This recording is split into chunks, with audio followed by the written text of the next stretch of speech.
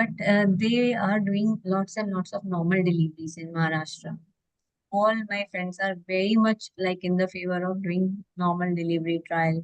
And even to previous one cesarean, they give a good trial. They take risks. Sir, we are live now. Madan sir. Okay. Okay. Still people are joining. Okay. So for normal delivery, we have recently launched Dinoprostol Pessary. Corona Remedies has taken a brand from Ferring, and it is a Dinoprostol Pessary or vaginal insert. So recently we have taken that brand. So that can be used in order to initiate the induction of labor. So I hope you sir may be aware of it because it's normal vaginal delivery topic conversation is going on. Yes. So I thought let me add this. Actually, we used to give 25 microgram misoprostol for induction. Okay. Now it's the dinoprostol in Pessary. So he's talking about Cervidil. So Yes, it's dinoprostol insert, which we've been using for a very long time. Prime gel. Like Good evening, sir. It's really useful, very expensive, but it's useful. Of course, it was available first 15 years ago, and Yes. it did cost around 5,700 rupees then. Now it is around 2,900 or 3,000. Its cost is 3,500. But it was 5,700 about 15 Yeah, years. earlier it was Then it was very introduced, costly. but it Yes. works really well. Especially if the cervix is unfavorable, it works really well. We are saying that only, sir, when Bishop score is 6 or less than 6, at in that kind of cervix, it can be useful. So there is no chance of hyperstimulation, which is there for gel and misoprostol. Yeah. All you need is patience, because once you insert Yes. it, you just have to sit for 24 hours doing nothing, watching the patient. Yes, yes. But people are busy, so they don't want to spend 24 hours observing the patient in labor. Yeah, that So is probably old timers like us do it. Yes. Especially doctors who are working in 2-3 setups, they do not have such patience, na? Yeah. Yeah. So you need to be a hardcore obstetrician to use it. Tablet Primiprost was there before. Kiran sir, welcome. Good evening, sir. Yes, sir. Yes. Good evening. Mr. Nilesh, these participants are only faculties, no? Yes, sir. Yeah. Okay.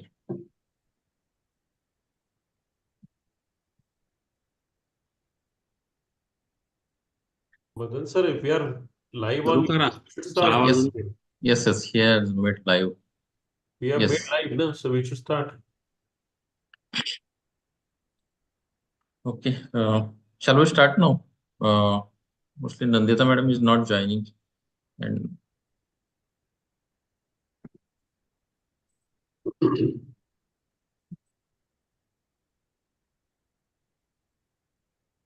Good evening, sir. Namaste. Namaskar, sir.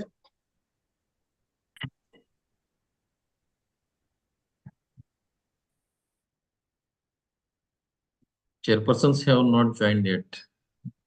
Shall we wait for 2 minutes, sir? You decide. Okay, sir. I am there for you. You decide. I call Minu madam.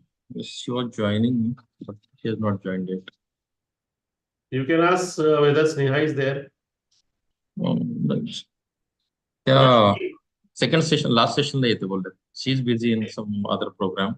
You there? What about Rashmi? No, Rashmi madam is not available right now. Okay. Brajbala madam is not available.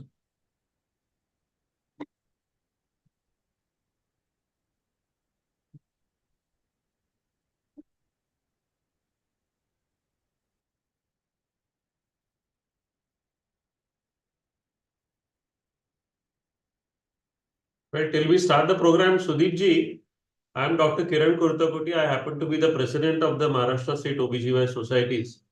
Good evening, sir. Good evening.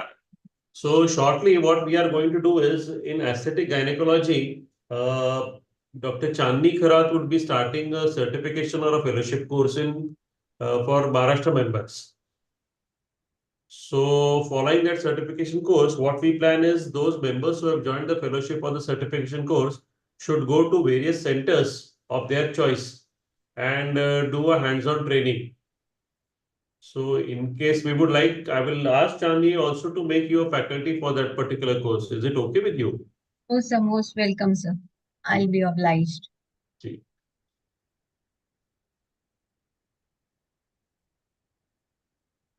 Chairpersons of the first session have not joined, na? Madan, I think you can be a chairperson, you and Monali, Meenal. No problem. If Manish doesn't object, we have no problem. If Manish objects, then we have problem. I have no objections, sir. Manish Shana मुझे आ रहा है तो मैं बता unmarried women. Sir. And in this we said widow, we said divorce, but someone forgot to mention unmarried. Nilesh, Yes, sir. Dr. Meenu madam has joined as delegate. Are you able to see? She is not able to join as faculty. No, he has not joined. Okay. Madan, you can send her the link, na? हा पाठवली आता just पाठवली.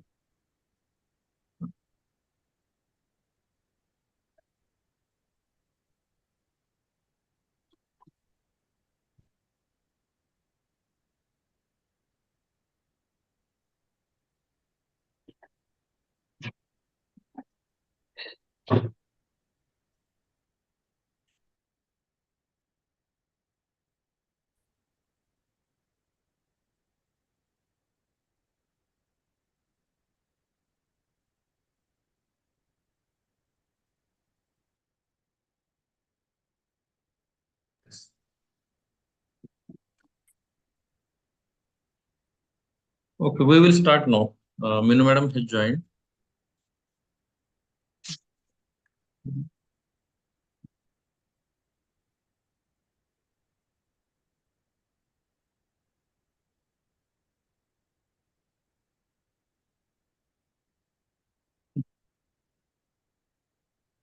Madam, unmute yourself. Meenu ma'am, please unmute. Yes, yes. Hello, everyone. Yes. Hello, Hello. Madan. Hello, Hi, Kiran. Meenu. Hello. Good Hi. evening. Hello, Meeda, madam. Hello, Manish, ma'am. Sudeep, madam. Nice. We are starting now. Yes, sure. Yeah, good evening, all. I am Dr. Madan Kamble, chairperson for AMOGS Sexual Medicine Committee. Feeling immensely privileged to have you all on this platform. On behalf of AMOGS, I welcome you all for this second episode of webinar series, Sexual Health for All. For this webinar, we have got eminent faculties and chairpersons. I welcome all. For this program, today's chief guest is supposed to be Dr. Nandita Palshetkar, madam. Unfortunately, she is not able to join today. And today's guest of honor, respected President AMOGS, Dr. Kiran Kurtkoti, sir, Dr. Parag Biniwale, sir, who is the chairperson elect of ICOG, and Dr. Ajay Mane, sir, who is vice president of FOXI West Zone. I welcome you all. I welcome all the speakers, Dr. Manish Mahajan and Dr. Sudeep Kaur. Dr. Manish Mahajan from Kalyan, everyone knows him. Dr. Sudeep Kaur from Moradabad. She's a good friend of mine. I welcome both the speakers, all the chairpersons who have joined and accepted my invitation. I welcome all.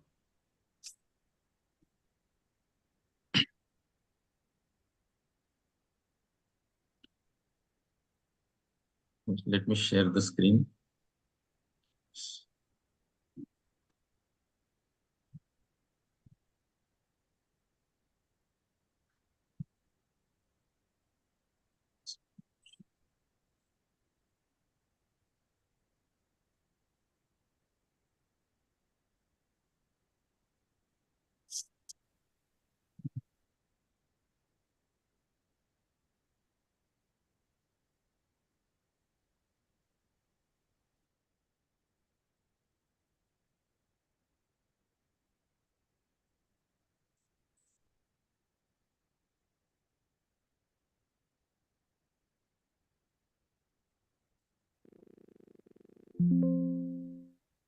I welcome my co-convener, Dr. Minal Deshmukh, who is executive member of AMOGS Sexual Medicine Committee.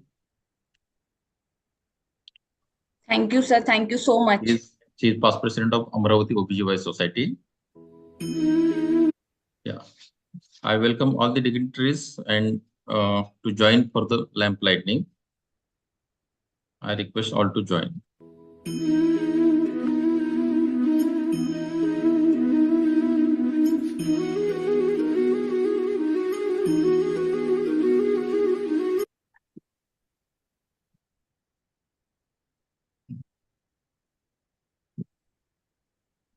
This is the official AMOGS song that we are playing.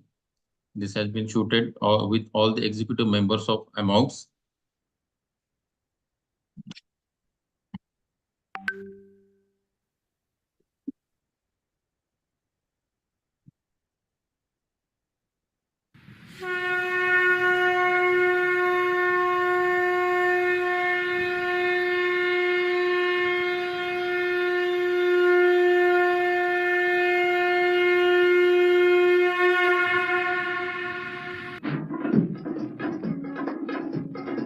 जय जय महाराष्ट्र माझा गरजा महाराष्ट्र माझा जय जय महाराष्ट्र माझा गरजा महाराष्ट्र माझा जय जय महाराष्ट्र माझा गरजा महाराष्ट्र माझा रेवा वरदा कृष्ण कोयना भद्रा गोदावरी रेवा वरदा कृष्ण कोयना भद्रा गोदावरी एकपणाचे भरती पाणी मातीच्या घागरी एकपणाचे भरती पाणी मातीच्या घागरी भीमथडीच्या तट्टानाळा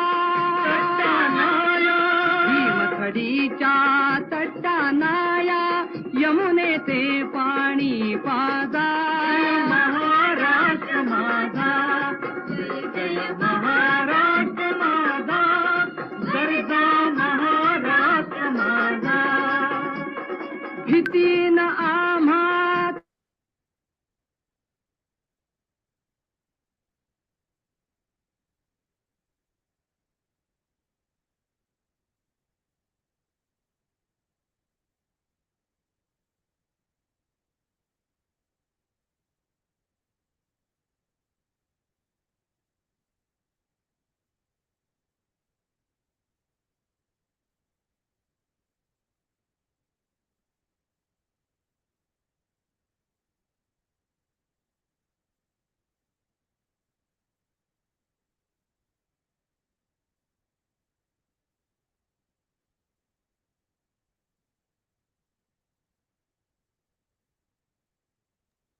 Is the video running or it has stopped? No. Video has stopped.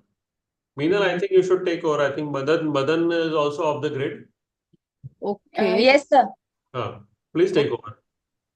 Okay. Yeah. Dr. Meenal, you are saying, na? Huh. Yes, Meenal, yes. Meenal. Not Meenu, Meenal. Yeah.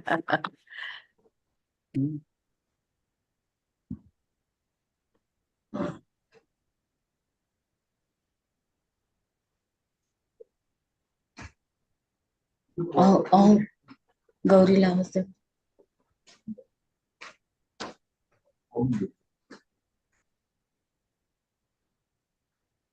Dr. Meenal, we can go to the lamp lighting. You can do the. Yes, sir. Yes, I am doing, sir.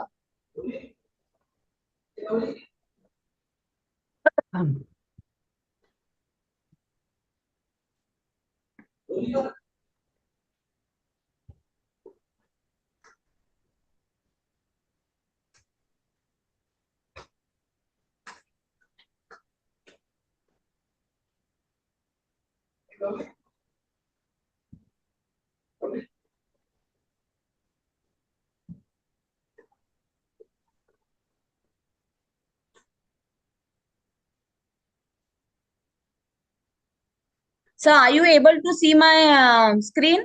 We can see Nandita's slide. You can go to the slideshow. Yes, sir. Visible as a slideshow. Nandita Yes, is not sir. there. I think we will start. Can we start directly with the session, sir? Yeah. I'll just say a few words. First of all, thank you, Madan. Congratulations to Madan and Meenal for bringing forward this particular webinar. And I really appreciate the thing that you have played the AMOGS song. AMOGS is probably the only state organization which has got its own song. And thank you so much, Madan and Meenal, for playing this song on this platform. My co-guest of honors, Dr. Parag Biniwale, who is the national coordinator of AMOGS, as well as the chairperson elect of ICOG, and Dr. Ajay Mane, my another brother in AMOGS, and the current vice president of Foxy. So welcome on this platform. I really must congratulate all of you, and of course Madan and Meenal, for bringing forth excellent speakers. We have speakers outside Maharashtra. Dr. Sudeep ji, she is going to speak on history. She's going to speak on YAG laser in vaginal rejuvenation. And of course, we have Manish, who is going to talk on history taking in sexual medicine. And I must mention the name of Dr. Meenu Agarwal. So Meenu is going to chair a session on transgenders, healthcare in transgenders. So really must appreciate the role of Dr. Meenu Agarwal, who has taken one entire workshop on health of transgenders. So really a good thing that Madan has brought forth this particular topic. So I congratulate all of you and my best wishes to this webinar. Madan, you can go ahead with the further program. Thank you, sir. Thank you so much for your inspiring words. And we are really honored to have you as a AMOGS president, sir. And so we will go with the first session, sir. I would request Dr. Parag Biniwale and Dr. Ajay Mane also to bless us. Yes, sir. To say a few words, sir. Yeah. Thank you, Kiran. Good evening. I bring greetings from ICOG and of course from AMOGS, and thank you, Dr. Madan and the entire team for having us here. It's indeed an interesting program, and especially I'm curious to listen to the first speaker, Dr. Manish Mahajan. I've known Manish since he was a postgraduate student, so I've seen his growth as a person and as a clinician. He will be talking about history taking in sexual medicine practice. And of course, we have a veteran in this field, Dr. Sudeep Kaur, who will be talking about YAG laser in vaginal rejuvenation. So I look forward to an interesting learning session. My best wishes for the program. And thank you very much once again for having me here. Just because it's a small number. Thank you, Dr. Parag, sir. I request Dr. Ajay Mane to say a few words. Yep. Thank you, Meenal.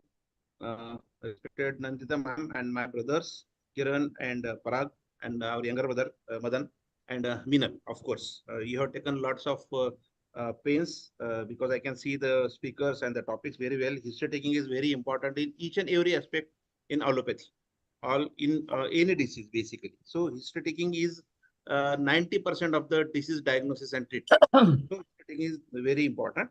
Then healthcare in transgender is the equally important issue nowadays.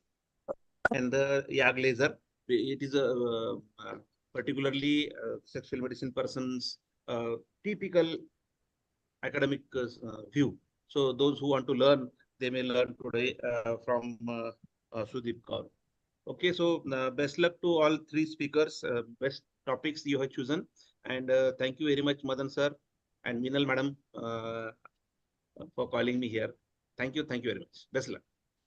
And moreover, I wish all the success to Meenu Agarwal, who is contesting for the post of vice president from Maharashtra, and Dr. Varshal Hade, who is contesting for the post of chairperson from AMOGS. So I wish them all the best. Thank you so much, Dr. Ajay sir, and Dr. Kamble sir Madan sir has joined us. So I can ask him to please carry over with the first session. First of all, I'm very sorry for my technical problem. I got disconnected. Kiran sir, I'm very sorry, and welcome you all. And thank you for kind blessings for this committee and for this webinar. Thank you, Parag sir, Ajay sir, and Kiran sir for joining and sparing your valuable time with me. Sorry, We are moving I to the. I Yes, sir. forgot to mention Dr. Sneha Bhoyar ma'am's name. She is also contesting along with Meenu Agarwal. These are our two official AMOGS members for VP Frox this year. So kindly bless them. Thank you very much. Yes, sir. AMOGS will always support our members. Thank you, sir. Looking to the scientific program, the first talk is by Speaker Dr. Manish Mahajan, and I welcome the chairpersons for this session. Dr. Rashmi ma'am could not join, and Dr. Brajbala ma'am could not join. I welcome Dr. Meenu Agarwal madam to chair the session. Sure. Dr. Minal, yeah, kindly open the CV. Meenu madam. Yes. Let's do in 2 lines, Minal, that's fine. Yeah. She is the past president of Pune OBGYN Society, and she was chairperson of Imaging Science Committee also. And she is contesting for Vice President Foxy West Zone. And all the best, ma'am. Please take over the session and introduce the Dr. Manish. Yeah. Thank you so much. Can I have Dr. Manish's CV, please? Yes. Yes, first of all, let me thank Kiran for appreciating the program on transgenders. I didn't know that we could have an entire day on transgender. You know, we can have 1 lecture or 2 lectures, but it was an entire day program, and we can discuss in length about that program with Dr. Madan Kamble. And since you are the sexual medicine chairperson, we can have one day again a program on transgenders with AMOGS. And thank you, Dr. Ajay Mane sir, for kind words and appreciation. And thank you, Parag, and for joining. And here I am and you know, the history taking in sexual medicine, again, as an ART consultant, I know it is very, very important for all of us. Dr. Manish Mahajan will be talking on this topic. He is DNB DGO. He is a diploma in cosmetic gynecology, fellowship in cosmetic gynecology from Mumbai, from also from IASRM, a fellowship in stem cell and regenerative medicine. Very, very important now, especially for a lot of patients are coming for vaginal rejuvenation. And, you know, every time you are literally thinking what can we do for them. So that is a very nice step that you have taken to get into cosmetic gynecology, and let us also learn something about it so that we can either help the patient ourselves, and most of the time sending the patient to the right place. That is again very important. So Dr. Manish, you are also an ex-assistant professor at SBH Government Medical College, Dhule, Maharashtra, and also at JMF ACP Medical College, Dhule, Maharashtra. And he is a practicing gynec endoscopist at Mumbai, Thane, again, North Maharashtra. So the stage is yours, and he is the director of Madalasa Aesthetic Gynecology and Feminine Rejuvenation Center at Kalyan as well. So the stage is yours, Dr. Manish. Please go ahead. Yes, thank you for the kind words, madam. Actually, I have been reading your books on laparoscopy while I started doing laparoscopy, and I have been trained in Dinanath Mangeshkar Hospital. So, Dr. Parag Biniwale sir, Dr. Kiran Kurtakoti sir, and Meenu Agarwal madam, means I have learned a lot from you people directly or indirectly in the conferences or at Dinanath Mangeshkar Hospital. Is my screen visible, Dr. Madan sir? No, you have to stop share, Dr. Meenal, then he can start sharing. Yes. Dr. Meenal. Thankful to AMOGS and Dr. Kiran Kurtakoti sir to give me this opportunity. Dr. Madan Kamble sir for considering me for this particular lecture. Yeah, Dr. Madan Kamble is very enthusiastic and very you know, he keeps reminding also about the talk about you, you know, very disciplined and very enthusiastic. So very, very nice, Dr. Kamble. Thank you. Thank you. Thank you. Thank you. Is the screen visible now, sir?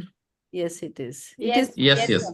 So Yes. let's start. So I'm going to talk on history taking in sexual medicine practice. For this particular lecture, I would like to thank Dr. T.S.S. Rao sir from JSS University and Medical College, Mysore, from where I have done my certificate course in psychosexual medicine, and now I am also doing the fellowship course in the same. And I think more they are allowing gynecologists to do this particular course, and it is really necessary. As Dr. Minu madam mentioned, it is an important part of fertility enhancing practice. Means just sexual history taking or having knowledge about this can enhance your results. So as we know in the medicine, we evaluate or diagnose the patient on the by three steps: the history, examination, and investigation. But when it comes to sexual medicine, it is history, history, and history, while the examination and investigation parts are really means less important. The detailed sexual history is a cornerstone for all sexual problem assessment and diagnosing sexual dysfunctions. Large percentage of the sexual problem can be diagnosed with comprehensive history taking only, and reaching at the root cause is crucial for the specific management plan. It is a multifactorial assessment to point out isolated or combined factors like biological, like sexual identity, orientation, oral health, comorbidities, cognitive, emotional, behavioral, contextual, and interpersonal contributing factors. And as I mentioned, gynecologists, they are not well trained in sexual history taking, but the thing is, we are the first one to get approached by the most of the patients for the sexual concerns. But there are many barriers and hesitations for obtaining the sexual history. And out of that, I would like to share this particular thing that most of the time it takes a lot of courage for any person to discuss personal sexual concerns to anyone, including us doctors. So whenever they are discussing or they are trying to open up, we should not disappoint or discourage them. Rather, we should develop an art of asking sexual history in detail, so that we can solve their problems. Otherwise, they will never go and approach anyone for their sexual concerns. The simplest solution, it was suggested by Dr. Padmini Prasad madam, who is the female sexologist, leading female sexual practitioner in Bangalore. She said a silent message to be put on the in your reception. Because whenever the patient is coming to us for different gynecological problems, but after reading this kind of board, this is the board in my consulting, my reception, feel free to ask sexual concerns if any. So only with this particular silent message, you can encourage patient that they can open up, they can ask their problems related to the sexual health, and this is how we can start. Now, these are the tips which are for any consultation, but I feel for winning the confidence of the patient, as far as if they want to talk to us about sexual concerns, we should follow these kind of guidelines, that to look professional, be punctual, greet yourself and self introduction, be polite, express sensitivity towards the opinion and feelings of the other, be non-judgmental. This is very necessary. Avoid embarrassment, ensure privacy. Body language matters a lot. Maintain eye contact, give full attention, active listening and taking notes. Avoid distractive actions and do not interrupt. Avoid yawning, raising eyebrows, narrowing the eyes, looking at watch or mobile, changing the tone of voice, and we should summarize at the regular interval.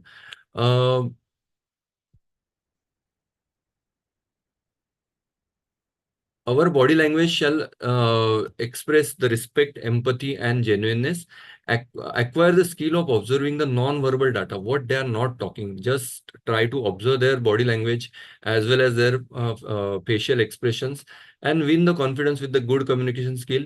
Unless this kind of skill set is applied, it is difficult to reach to the root cause of the primary complaint. Also, for the same reason, the consultant should get knowledge in sexual history taking and sexual medicine. And as I suggested, there are many courses, especially foreign universities are conducting it online. But nowadays, this Mysore University also has started it, and it would be a great aid to our practice.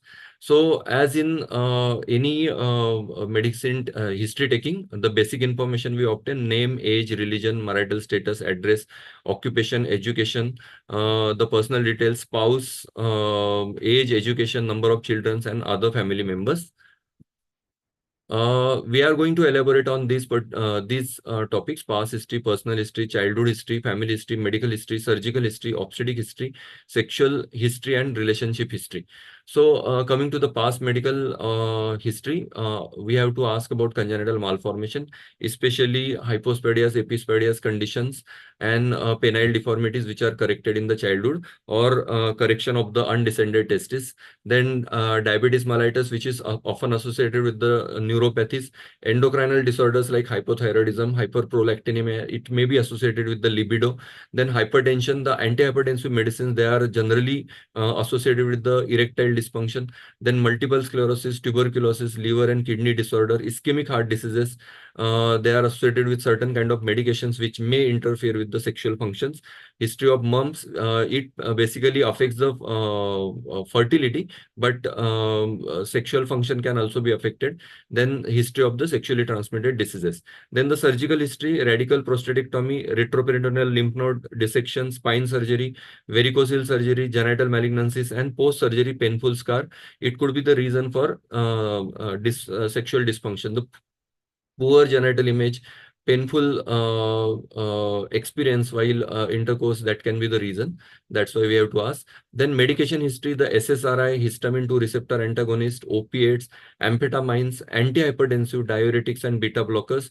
And actually there is a big list, especially antipsychotic medicine. They affect the sexual function in a larger extent. Then evaluating the psychiatric history, we may have to take the help of our psychiatric friends. The anxiety, depression, personality disorders, paranoid behavior, thought disorders. Then the personal history: the diet, exercise, sleep, stress, work, and addictions. The sleep deprivation is the important reason of poor libido, lack, less energy. Also, the different kind of stress can affect the sexual function, and also the working hours and working patterns. So that can affect. Then coming to the psychological issues, we have to assess their daily mood and fatigue, body image concerns, especially the genital image, the sense of privacy, awareness about the sexual rights, personality characteristics, self-esteem, self-efficacy, sexual self-confidence, perfectionism, then previous relationship with men or women, social skills such as flirting or social networking, life stressing factors such as financial or work or job stress. Then family history, I think this can be very, very important. The religious and cultural belief system plays an important role in the sexual behavior as well as sexual attitude of the person. So how is the relationship with the parents, the parental dominance, conservative or liberal family background, we have to assess. Then attitude towards the religion, then homosexual practice, the attitude and feelings, and the inclinations, and siblings. Then we should ask childhood history if they have any experimentations or punishments or sexual abuse history in the childhood. Then coming to the marital history, years of marriage or relation, consummation, non-consummation, premarital sexual experience, first marital sexual experience, the contraceptive practices, self and partner's body image, likes and dislikes about the partner, hygiene issues about partner, previous marriage and divorce.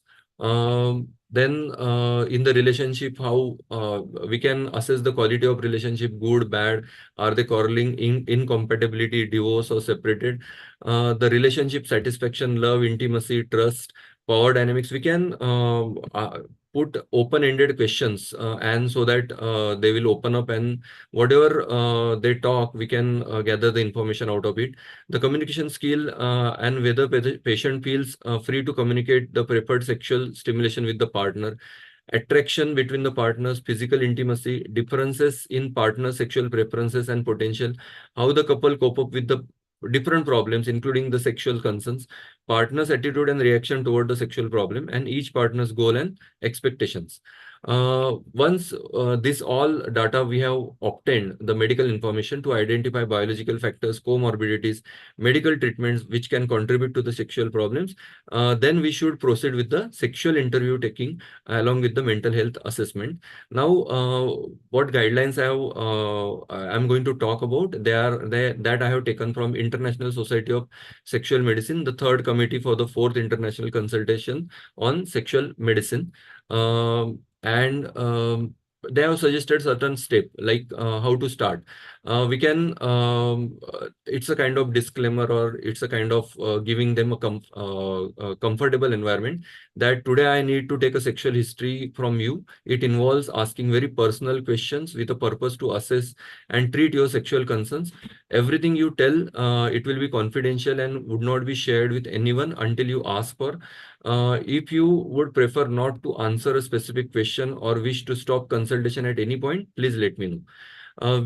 Use open question to explore the presenting complaints. What concern made you visit me today? And then we can elaborate. We can ask the onset, duration, severity, progress, intermittent or persistent, exacerbating factors, relieving factors, aggravating factor, that kind of things, and provide patient enough time to answer. Facilitate the patient to expand presenting complaint if required. Okay, you can explain me more about that. So basically, the patient, without any interruption, we should make them talk about their problem. History of both partners to be taken.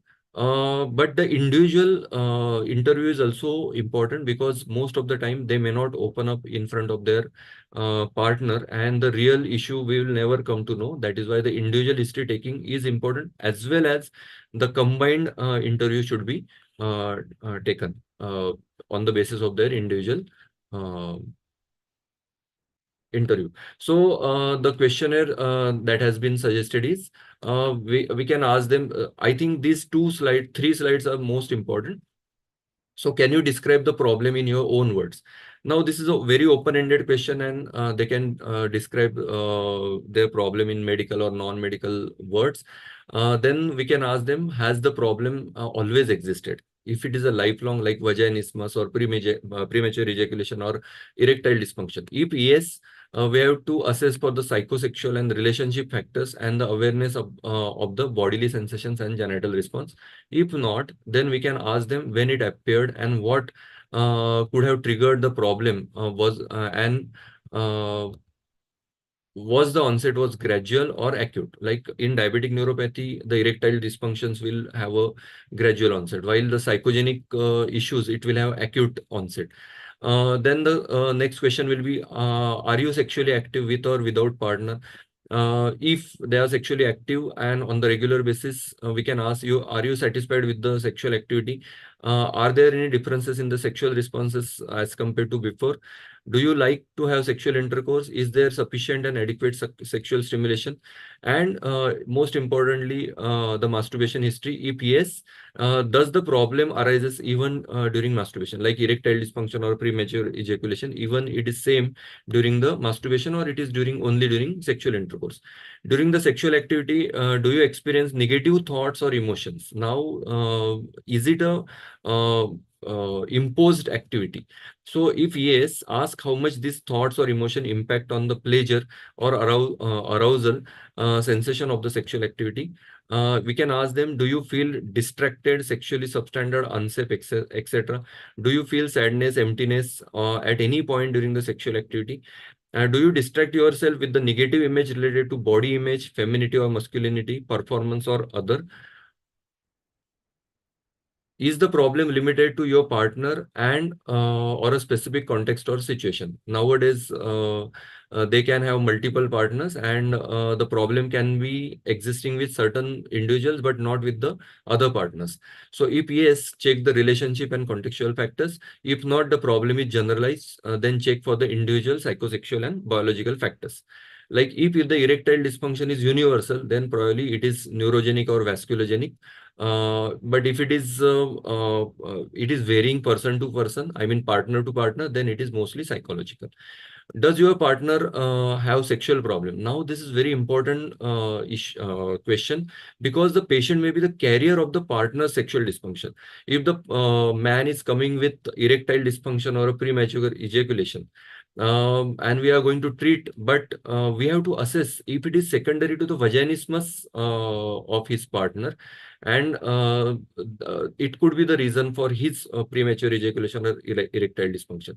So low sexual desire, arousal or orgasmic disorders, and pain during sexual intercourse about the partner. What does the problem mean to you?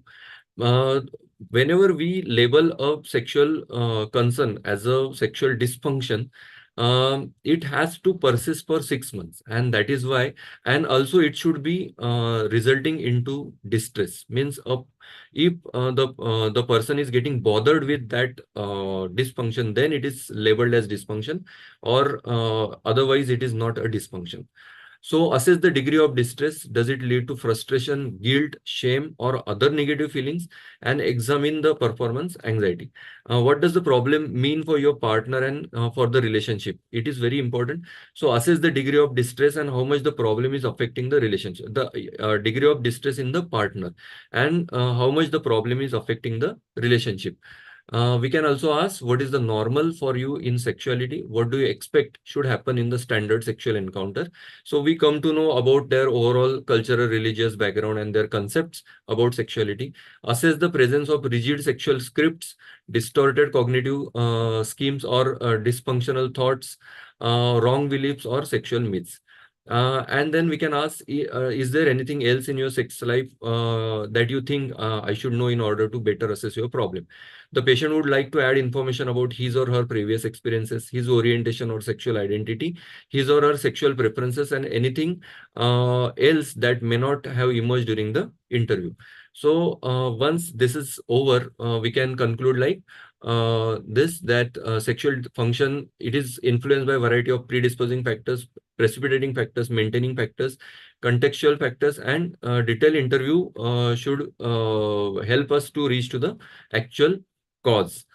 We have out of this interview, we have to evaluate the sexual identity, sexual orientation, sexual activity and function, overall health and comorbidity issues, partner relationship and interpersonal factors, role of the cultural and religious belief, and personal expectation and attitude.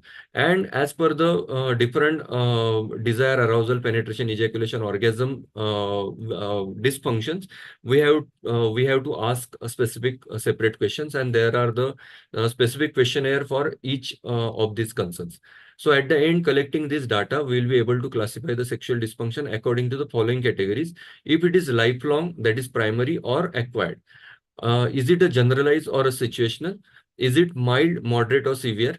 And then we have to assess the symptoms of sexual dysfunction, significance of the personal distress, and persistence since at least 6 months. I have highlighted these two in red font, because these two things will decide whether it is to be called a sexual dysfunction or not.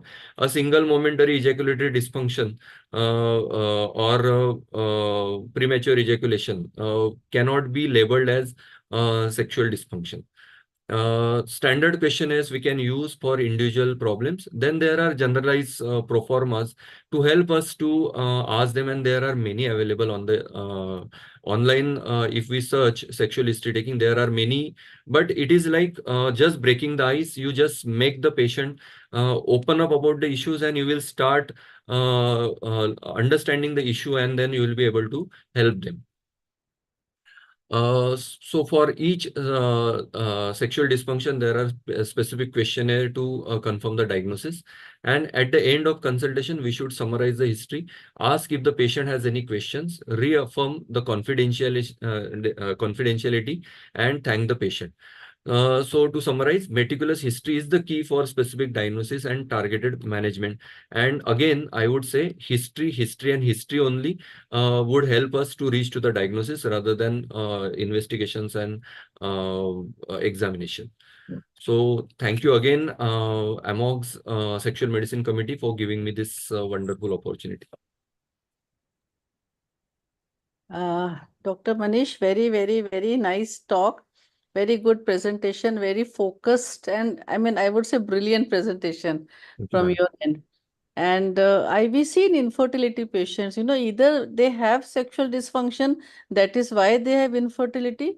Sometimes, I don't know if you agree with me, I have found that patients, if they have infertility, then the lady feels that there is no point in having sexual intercourse because Yes, I'm not conceiving. So yes, the infertility can also result in sexual dysfunction. yes. So, these things also I have seen in Actually, my the awareness is so poor that people don't understand there is a concept of positive sexuality and negative sexuality.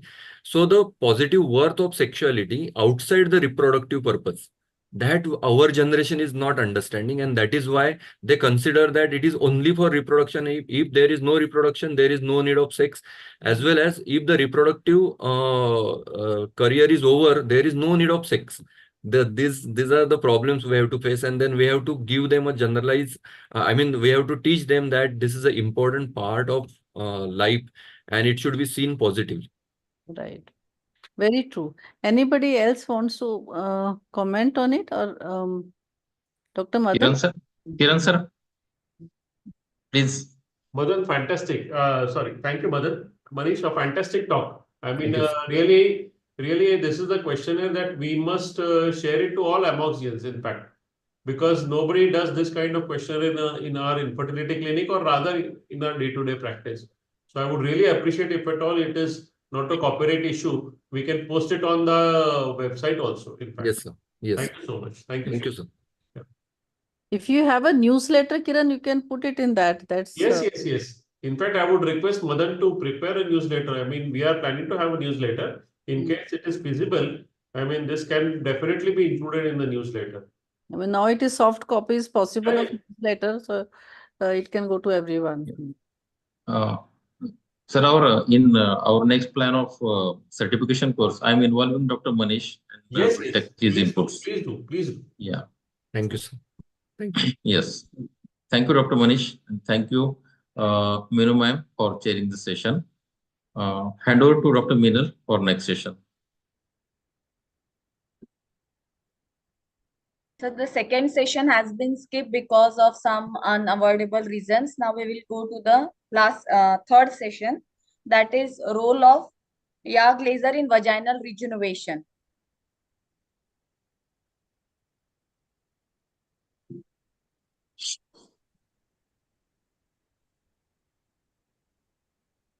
So shall I share? Yeah, please share.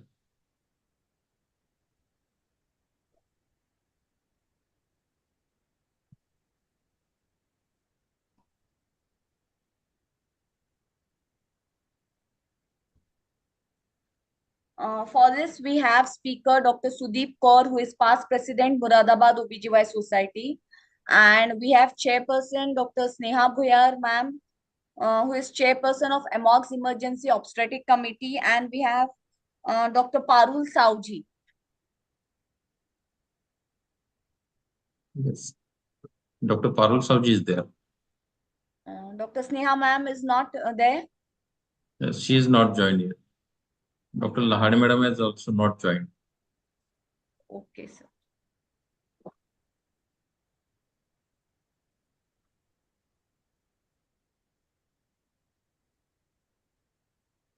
So I don't think that I need any introduction to Dr. Parul Sauji. You all very well know. And she is the director of Oracle Clinics Nagpur, AMOGS committee chairperson, winner of National Award Foxy, then winner of many awards. And over to you, ma'am. Thank you, Meenal, for that kind introduction. And thank you, Madan sir and Meenal, for this wonderful webinar which you have organized. I'm thankful to Dr. Kiran sir, who has been really instrumental for, guiding us through and giving us this opportunity time and again, and especially bringing in aesthetic and sexual medicine into picture. Without any ado, I would just like to say that aesthetic gynecology has experienced a surge in popularity in recent years due to its positive impact on health and appearance. And we are seeing that we are bringing all these things to all the gynecologists who are there. AMOGS is dedicating a lot of time and committees for particular all these things. And I feel that it is not just promoting women's reproductive health, but also the functional health. And whenever it is the vaginal rejuvenation or something, we are talking a lot about these energy-based devices. And there are a variety of devices. There is a actually list of, these instruments, energy-based devices, which we are using. They could be CO2 lasers, they could be diode lasers. And here we have none other than the esteemed Sudeep Kaur ma'am, who is a cosmetic gynecologist, obstetrician, and infertility specialist. She has been the past president for Moradabad Society, and she has been a gold medalist for her DGO. She has done a certificate course in cosmetic gynecology. She's a diploma in ART andrology, and she has also done her certificate course in dermat from Mediversity. She has been into clinical practice and doing high-risk obstetrics for the past 15 years, and she's presently working at Asian Vivekanand Hospital, Moradabad as a consultant. She's also a director at Amrit Aesthetic Clinic, Moradabad. So I would like Sudeep ma'am to take it from here and guide us through for the functionality of ND-YAG in aesthetic and sexual medicine. Over to you, Sudeep ma'am. Thank you so much, Dr. Parul. Can I share my screen? Yes, ma'am. Yes, ma'am. Thank you so much, AMOGS Sexual Committee. Thank you for giving me this opportunity. And a very good evening to all the faculties and the delegates attending. So I'm here to discuss role of erbium smooth laser in vaginal rejuvenation.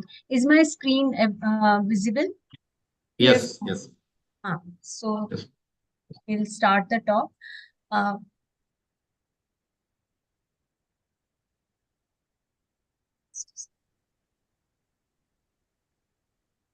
Just a second, sir.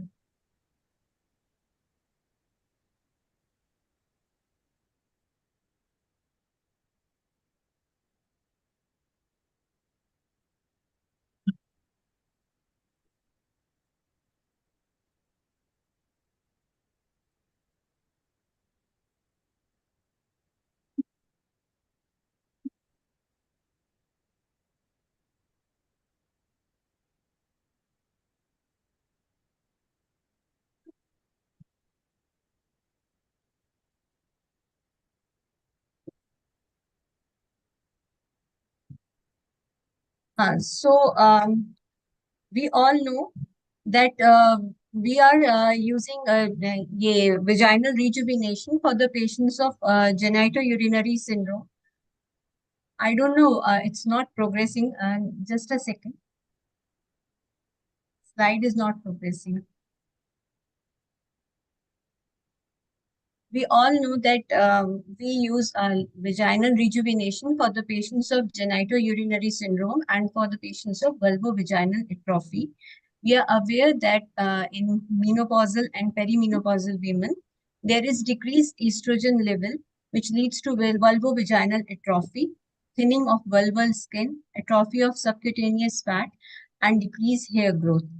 Atrophy of vagina and decreased vascularity in turn causes weaker pelvic floor muscles, and decreased vaginal secretions and alteration in vaginal microbiome leads to recurrent vaginal infections. Similarly, decreased estrogen level causes lower urinary tract dysfunctions like decreased continence mechanism, decreased urethral resistance, and alterations in the urinary microbiome leads to recurrent urinary tract infections.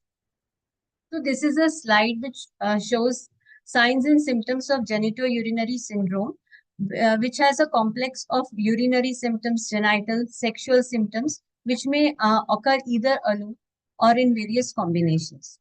So first of all, we'll discuss the urinary signs and symptoms, which may be increased frequency, urgency, post-voidal dribbling, and dysuria can be there. There can be nocturia, hematuria, recurrent urinary tract infections, stress and urge incontinence due to overactive bladder, and urethral eversion or prolapse may be noticed, and prominence of urethral meatus is seen in some, and even there could be meatal stenosis. Now coming to genital signs and symptoms, the patient can complain of vaginal dryness, irritation, burning, itching of vulval or vaginal tissues, leukorrhea, erythema, and on examination, we might notice tissue fragility and even fissures and petechiae are visible. Other symptoms are decrease in moisture or elasticity of the vagina. There is epithelial thinning and pallor is noticed. Even in some cases, labial shrinkage is seen and fusion of labia.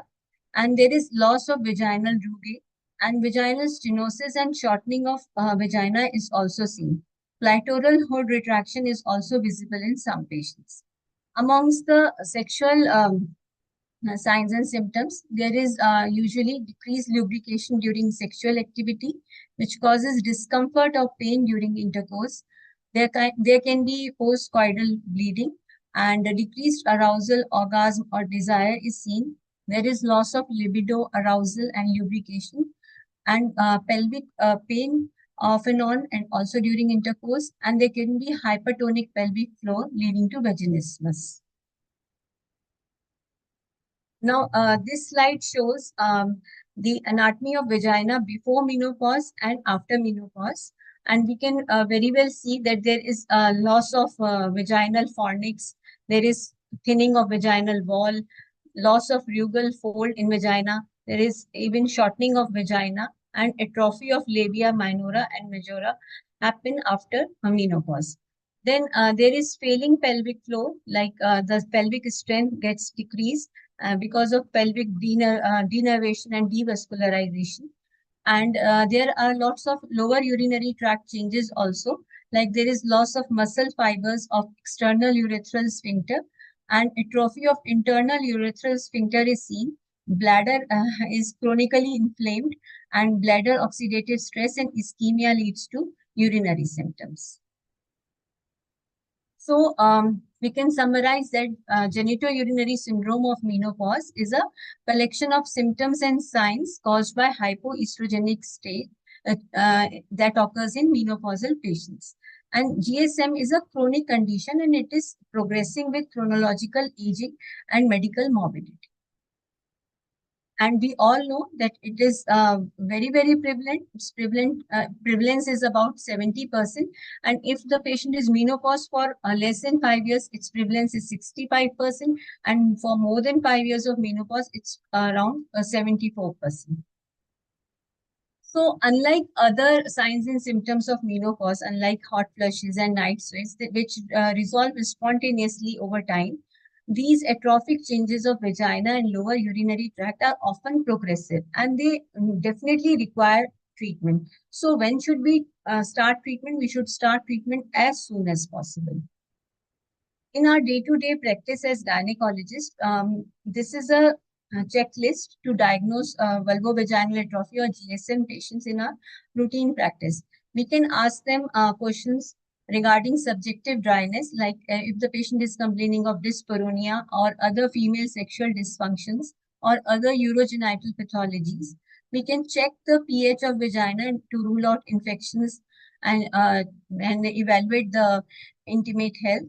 And we can also we can also look for objective signs like pallor of vagina and rugal folds. We can check and we can look for petechiae and the tissue friability. So what all we have to offer to such patients if we have to offer them a treatment. So first of all, we should advise patients to have a good hygienic practice. Like they should we should prescribe them some vaginal washes. They should do gentle cleansing care. Most of the patients are coming and saying that they use Dettol and Savlon, and they tend to over clean the vulval area with antiseptics, which should be discouraged, and we should give them gentle cleansing care, and also we should prescribe them vaginal moisturizers and lubricants, and we should advise them some creams and gels to ease off their complaints. Then for genital urinary syndrome, we can advise them pelvic physiotherapy. Like we can advise them bladder training and bowel habit training, and certain pelvic floor muscle exercises and yoga we can advise them. And also nowadays we can do electrical muscle stimulation and magnetic stimulation. You all must have heard of this high intensity Tesla stimulation magnetic devices like Istira chair and Tesla chair, which contracts the pelvic floor muscles and gives a good amount of strength to the pelvic floor muscles. Then for these menopausal patients, we have local vaginal estrogen, which is very, very effective in reversing the signs and symptoms of VBA and GSM. We should give a low dose treatment, and with this low dose there is a minimal systemic absorption, and so there is no need to give additional progesterone for endometrial protection if we are using low dose, and about 80% of the women will achieve subjective improvement, and this can be combined with moisturizers and lubricants.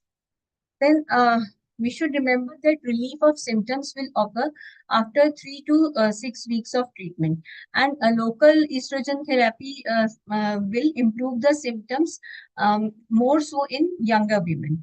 And this estrogen therapy should not be a short-term interval treatment, but it should be a long-term therapy.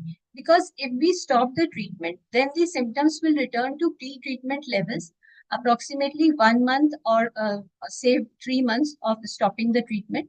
The patient will return to the pre-treatment level. So this treatment can be used for as long as needed. So now the question arises कि क्या हमारे पास कुछ ऐसा treatment है जो कि लंबा sustain करे और हमें इंटरनली हमें जिससे हेल्प मिलती हो.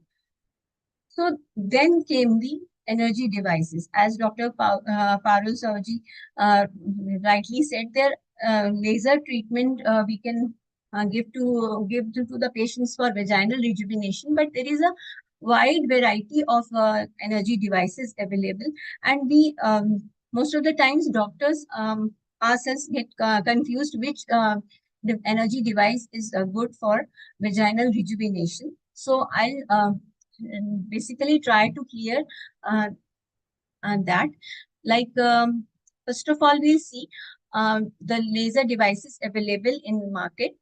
There are some CO2 devices, and then we have erbium YAG laser devices. In erbium YAG also, we have a micro-ablative erbium YAG device and erbium smooth device. And then we have other devices like diode laser and radio frequency devices. Now, the ideal device should give shortest exposure to the patient with highest energy, and the coverage area should be maximum. So, if you could please appreciate that in CO2 laser, the pulse duration is 400 milliseconds, and the energy delivered per pixel is 500.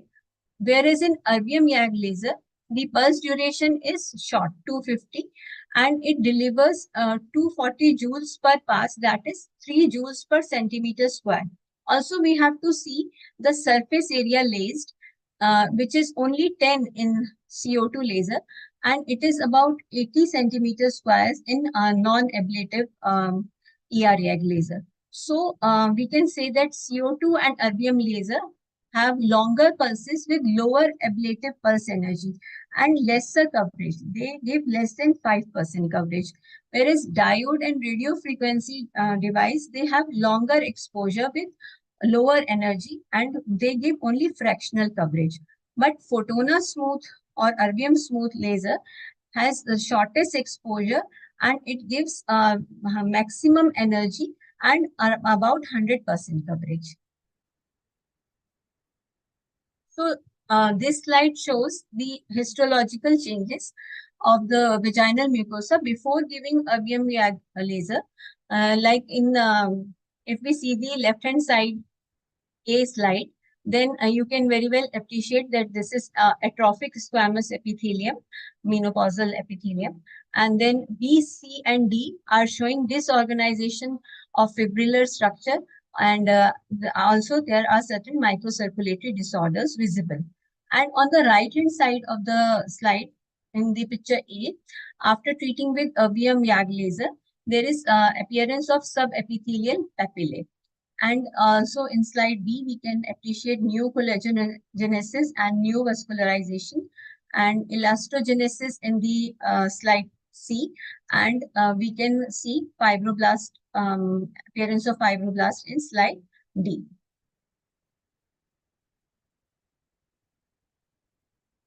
So which laser is best for GSM? We have learned already that a CO2 laser, microablative CO2 laser, has 10 times lower absorption, but 10 times larger penetration depth.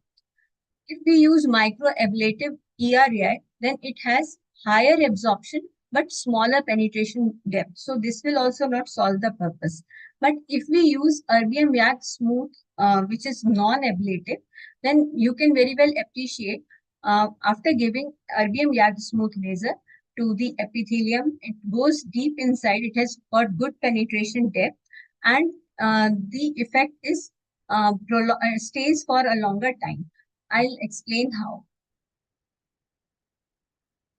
See, if we see the picture of vagina, 1 to 2 days after doing the procedure, the first slide is for the microablative erbium YAG, which shows that because its penetration depth was less, so the picture will be like this in the slide A. And then if we give CO2 laser, then it has got good penetration, but but the coverage is less. So the picture will be like this. And if we give non-ablative fractional resurfacing by erbium YAG smooth laser, then the picture will be like this. The erbium YAG laser, which we are giving through a photona machine, we take a glass speculum, and then this is our this is the after inserting glass speculum, we insert our machine, and then it gives a erbium smooth gives the short pulses of energy repeatedly, and so the name is smooth because it gives the laser pulses uniformly. So if we use non-ablative erbium YAG, it is much gentler to the epithelium and to the tissue. And after giving non-ablative erbium YAG, you can see that it goes deep up to the fascia and acts on all the layers. If we give ablative CO2, it is more aggressive and it has more adverse effects. Moreover, CO2 laser covers only 5% of the vaginal wall tissue, and because the pulses are doing the treatment only fractionally. So 95% of the vaginal tissue remains untreated, and even if the microbeams which we deliver through CO2 give more heat, but the total treated area is still small. And so the total tightening effect which we want to achieve is very low. So if we are using erbium smooth laser, it covers 100% of the vaginal wall tissue because of the gentle erbium YAG smooth pulses. See, this we have applied carbon paper to the glass speculum, and when we notice after giving the laser pulses, it is delivering the energy very smoothly. As you can all see, there is no like gap in the laser pulses. So this promotes greater all-round tightening effect. So what is the basic magic of erbium smooth? There are bursts of pulses, each of 600 microseconds, and the duration of burst is only 250 milliseconds, and its frequency is high, up to 2 hertz, and there is practically no ablation at all, and there is deep thermal effect. See, train of pulses of very short pulse duration, and pulse train is also lasting for 250 milliseconds. So this accumulates heat in the deeper dermis while outer mucosa or epithelium remains unaffected. This is what we want to achieve. So it may be noted that only erbium smooth laser can be used in full beam mode, as well as fractional laser beam we can deliver. We can deliver any of these effects. है ना? Normally, CO2 and standard erbium laser use only fractionated mode. The mechanism of erbium smooth is basically called dual tissue remodeling mechanism because it triggers the epithelium as well as the heat which we have deposited inside will cause bulk tissue thermal heating. So what actually happens is that keratinocytes which are located superficially are strongly involved in heating process. And when we give heat pulses, then in response to the fast heat shocks, the keratinocytes communicate with fibroblasts via paracrine signaling. And fibroblasts react to this signaling and they will produce new collagen and form extracellular matrix. So we can also compare it here, like erbium YAG laser. After giving erbium YAG laser, the latent heat in the tissue is around 215 degrees centigrade. If we give CO2 laser, then the latent heat observed is around 95 degrees centigrade. And if we are using diode or radio frequency, the latent heat in the tissue is less than 30 degrees centigrade. So because this erbium laser has a very high intensity but short duration of pulses we are giving. So this allows high temperature accumulation at the required layer of the tissue. So this is called cumulative buildup of erbium smooth photons of energy. So by giving all these pulses, we can achieve optimal temperature, which is required for the shortening of collagen fibers and for neocollagenesis. So if we are giving erbium smooth, now we can very well see that the smooth mode of erbium YAG laser produces hyperthermia in the epithelium and lamina propria, and temperature increases to around 60 degrees centigrade in dermis, and it causes shrinkage of the tissue of the vaginal wall. And if we observe 6 months later, then there is significant thinning of the vaginal wall and with new collagen synthesis. So we can do a good vaginal rejuvenation and vaginal tightening through erbium laser. And in addition to this, it causes neoangiogenesis, which will improve the vascularity of the vagina. Now, these are some graphs which will show that in this phase 1, after giving erbium laser first session, in phase 1, there is immediate shrinkage up to 30%. And in the second phase, there is short-term edema or recession, which is observed 1 to 2 days after the session. And then in the third phase, there is neocollagenesis and generation of new fibers 4 to 6 weeks after, and which stays up till 6 months. And then in phase 4, there is visible shrinkage and new generated fibers can be observed, which will stay for up to 1 year. So then comes the fifth phase where there is gradual decrease of collagen firmness because patient is aging gradually. So we can say that after giving one session, the effect stays for around 1 year. But there is one thing called collagen remodeling capacity of the patient. Now, so to achieve consume maximum of the collagen remodeling capacity of the vaginal tissue of the patient, we can give successive sessions, like 2 or 3 sessions we can give 4 to 6 weeks apart to use the maximum CRC of the patient. And when we achieve the maximum collagen remodeling capacity, then the effect stays for a longer period, and definitely for 1 year it stays, and then it gradually decreases, so the patient can have an additional session after 1 year.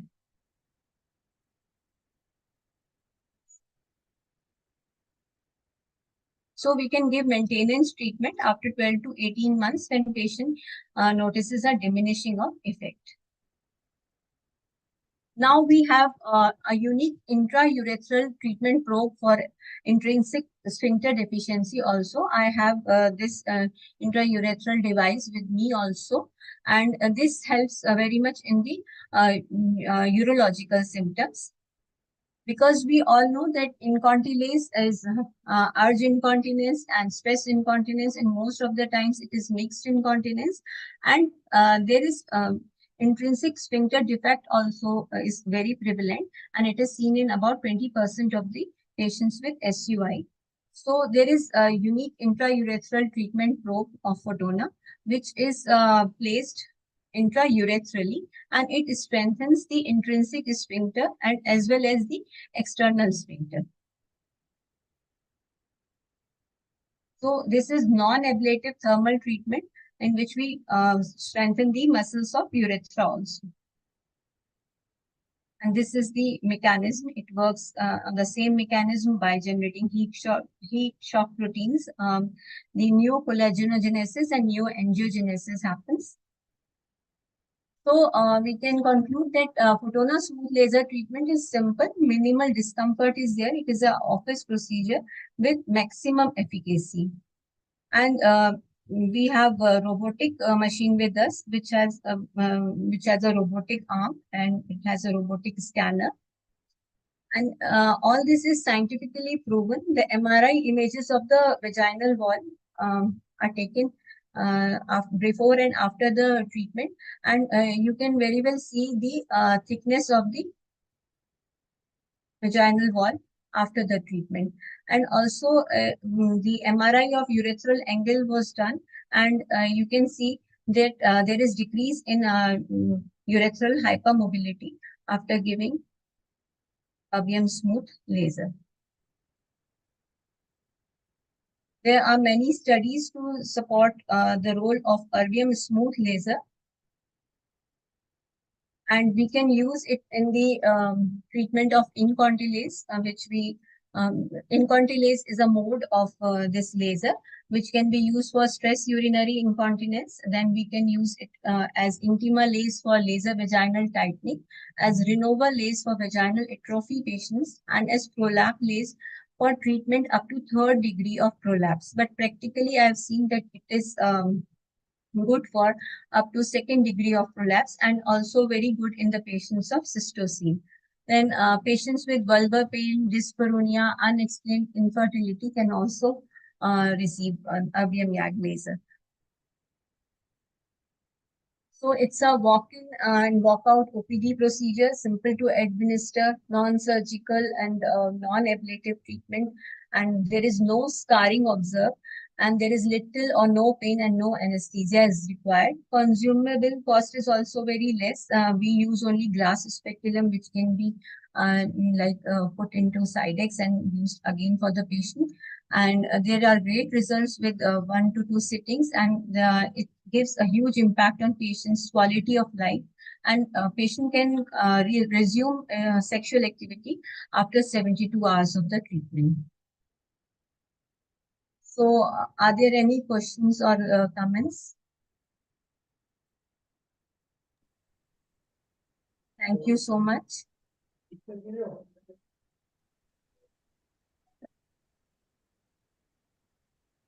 Dr. Parul, ma'am. Yeah, Dr. Sudeep, ma'am, it was a fabulous session. I think the way you have explained the effect of estrogen and the GSM syndrome, which we all, experience so much in our day-to-day practice. And I think it is a blessing to have all these energy-based devices, especially to cater to this kind of genre of patients who used to come to us, and initially we could just do one thing, that used to give them estrogen cream or something like that.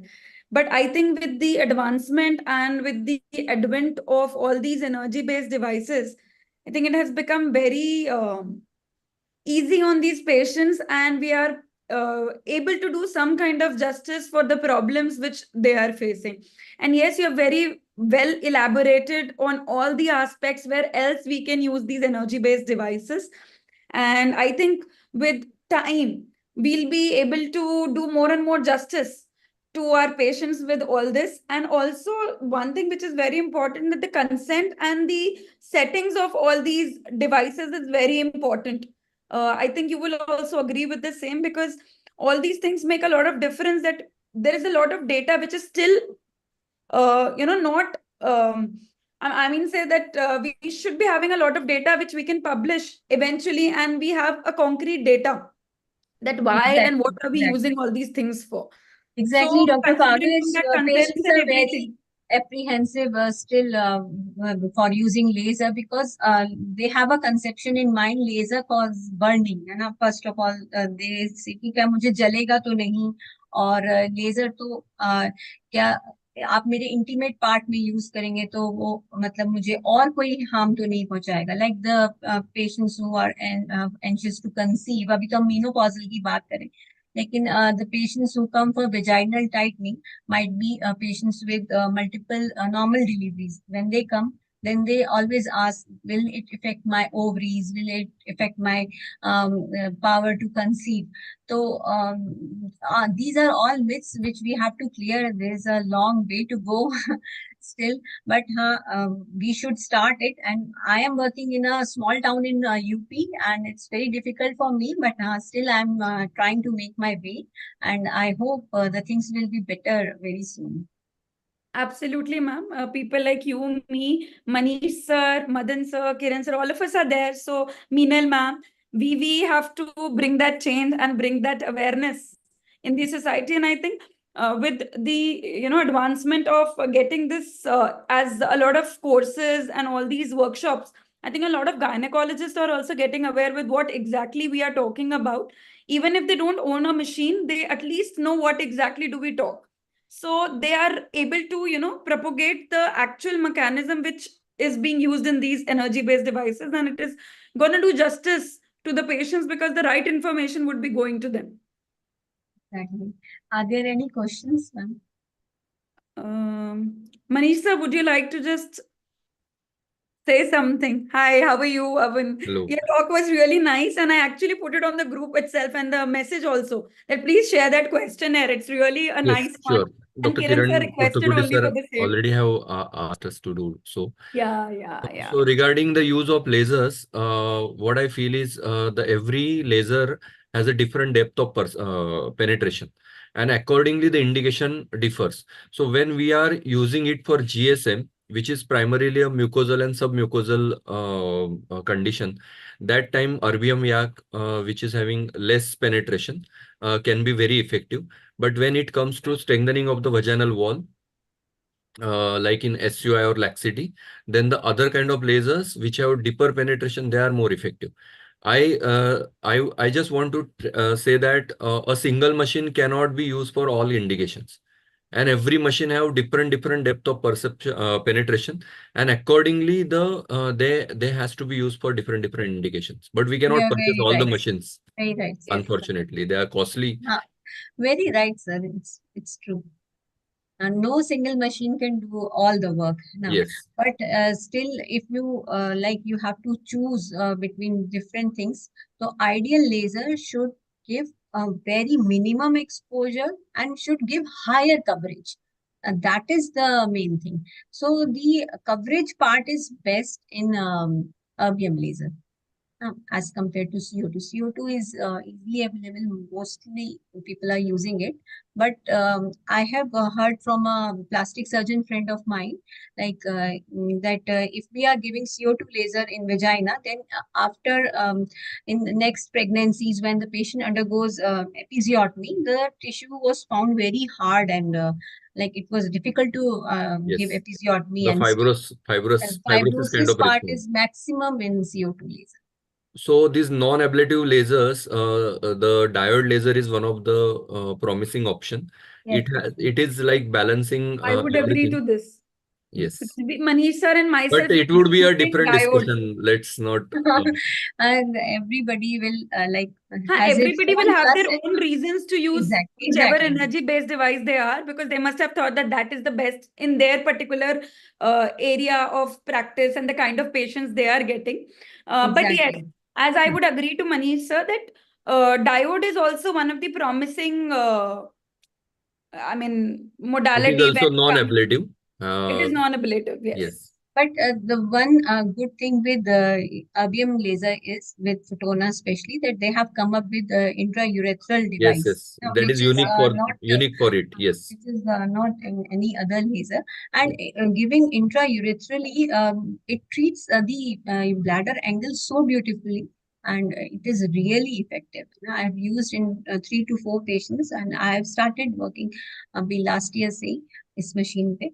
And this intraurethral device they have launched 2 to 3 years back only, and it is very good and very effective. So Madan sir, and Uh, I think Madan sir is caught up yes, in labor room. is in emergency. Yeah. And thank you so much, Dr. Sudeep ma'am, and thank you so much, Dr. Parul, for chairing the session. And Dr. Sudeep ma'am has rightly said that being in a small city, it's very hard to convince patients, because I too come from a small city, that is Amravati, and it's really very hard to convince the patient. Lots of patient comes with these problems, and preferably SUI, premenopausal and postmenopausal. Lots of patients are coming nowadays, but we have to do a lot of work on this. There are many problems facing with patients, and Dr. Manish has given us very nice guidelines, and he has very well said that you have to look confident and you have to be well dressed, because it happened with me in one of my OPD when one patient came and she said, "You are a cosmetic gynecologist." I said, well, I have changed my dressing. I have totally replaced my wardrobe since I became an aesthetic gynecologist. Like uh, I go to Asian Vivekanand also as a gynecologist. I'm HOD Obs and Gynae there. But earlier I used to wear whatever I prefer. But now I have changed up my look मतलब completely. Because you have to, like everybody says, ma'am, आपके तो खुद face पे ऐसे हो रहा है ना, तो yes, you have to be aesthetically pleasing to convince them कि आप खुद अच्छे लगने चाहिए, and then वही बात है मैम मेरी। वो ऐसा ही है कि हेयर ट्रांसप्लांट के लिए गए, और जो हेयर ट्रांसप्लांट करने वाला है खुद वो अगर बॉल्ड है तो कोई हाँ, उससे नहीं करवाने कोई वाला उससे है। नहीं कराएगा, बिल्कुल बिल्कुल, that is there, you have to be aesthetically pleasing. This is a joke in my house actually. My father-in-law, my husband are blessed with those genes that both of them have enormous hair on their head. So both of them are doing hair transplant and everything. So they say that we are blessed. So अगर हम patient को बोलते हैं तो वो convince हो जाते हैं, because we are having such good mane on our head. So it doesn't really make a Patients difference. might be asking कि सर आपने भी कराया है क्या?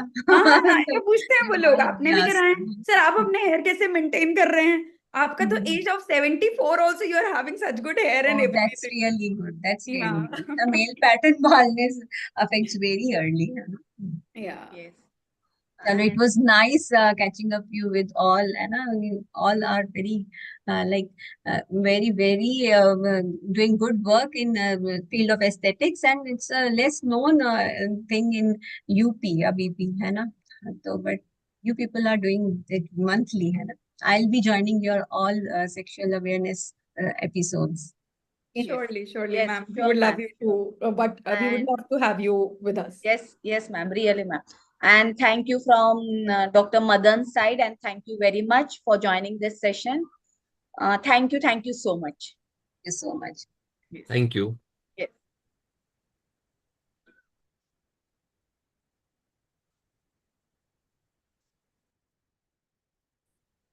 So shall we exit? Yes, Meenal? yes, ma'am. Yeah. Yes, yes. Sure. Thank you. Thank you.